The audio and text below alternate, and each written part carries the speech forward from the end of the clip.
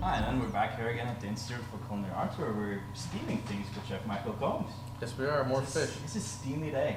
It is a steamy day. Healthy day. It's healthy-ish. I'm about to Well- I'm about to lay down the butter. Oh, are you? I'm about to lay down the butter. I knew there had to be something like that coming. I love Couldn't butter. do it, huh?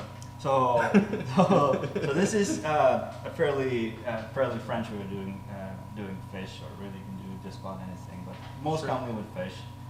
It's from like you've seen it a lot in like in the Normandy region and whatnot. Basically, it's like a fish in papillote. So we're basically just gonna wrap it up in parchment paper. Oh. We make like a little pouch and just kind of steam it in there. I think that's what it means, doesn't it? In papillote? Yep. Fish baked in parchment paper. Pretty straightforward. So I'm just gonna start with laying down some carrots, and really you can lay down. You can use just about any kind of fish. You can use like portion fillet fish as well. Like you can Oh, use all sure, sorts of sure. stuff. So you can like, they don't have to be whole fish like this. You can. Oh, it can be just about anything you can get your hands on. And just laying down a little bit of celery root, because it's delicious. And we got some fennel. The thing is that you want to use things that cook about the same amount of time and cut about the same size, just so it'll finish about the same. That makes sense. So you don't want like these huge pieces of carrots that aren't going to get cooked, Exactly. and then these small pieces of celery root that are going to Yeah. be cooked, overcooked. Exactly. Makes a lot of sense.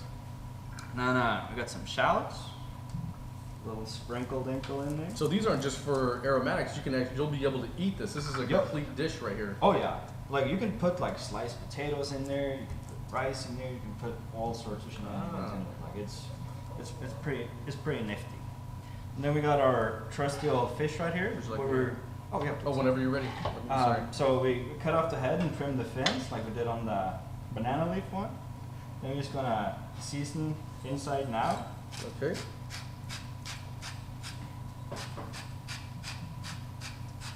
Gotta season everything. Yes, I agree with that. Salt is your friend. And some pepper, I would assume. Oh yeah. And this would also help season the sauce as we go on. Because basically you're just kind of we're steaming the fish and making a sauce at the same time. So then we just put it right on there, so it's kind of like a bed of vegetables of sorts.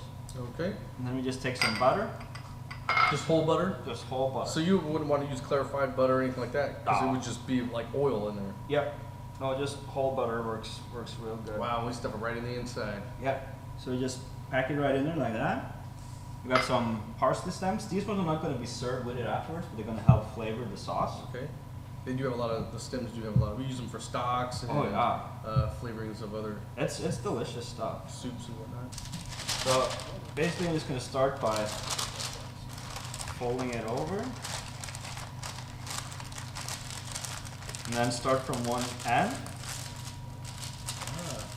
And you can do this all kinds of different ways, can't you? Oh yeah. Like with smaller, you can do smaller versions, or Oh yeah, you can make it whatever size, and basically you just want to make sure that it gets as tight as possible, because here you really want to trap all the steam in there.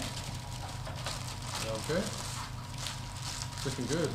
So like if you're in doubt, you can use you can staple the sides too, to kind of make sure that it stays shut. And so like this is the whole presentation, or pretty much like, so when he goes to the table, they open it themselves to get the aromatic smell out of it. Oh yeah, and- like they're gonna get all that steam right in their face, and Oh, it's cool. it's really delicious. Oh, I see. So we have a little white wine here. Yep. So I'm just gonna leave the corner open. Okay. You can just pour the white wine. Would you like it all in there? Yeah, I might as well. Yeah, I agree. Because the white wine and the Mm, butter white is wine's going to like a- kind of create the base for the sauce, right? Ah. And then you just kind of crimp up the rest. You know, it'd be cool. You can do something like this over but you can do it in foil too. It doesn't have to be in parchment paper, and you can like even. I guess you could even bake them or put them on the grill, couldn't you? You can lay them straight on the fire if you want to, like Kind everything. of like a campfire type. That'd be a healthy Yep. way to do it too. Yeah, you can just bury them in coals, and it works. That would be really awesome. good. That would sounds delicious. Yeah, it's good. Right there, so just making sure that it's as tight as can be, and that's Okay. basically ready to go in the oven. Right? And you can do it with all sorts of fish, whole or portions or whatever. Like Sure. you can really wing it. You can use beer in there. You can use just water. Can you do other seafood in there? You can put like some clams and stuff like that in there as That'd be well. a good idea. Mhm. Yeah, it's really good. It's like a meal wrapped up right there. Oh, it's like a little lunchbox. So really, you could theoretically get a lot of these ready if you're having dinner. Totally. Over, like having people over for a dinner party, Yep. get them all ready, and then basically when you're ready to go, you can pop them in the oven, Yep. and then put them on plates and just serve them to everybody, and everybody Yep. could open it at the same time, and it'll be nice and hot. You don't have to worry It's about like magic. timing or anything like that. Yeah, and they're fairly easy to know when they're done because once the wine kind of starts boiling a little bit, Yes. it's going to poof up, and that's when you know it's getting pretty close. That is kind of Sure. the liquid around it is up to tap.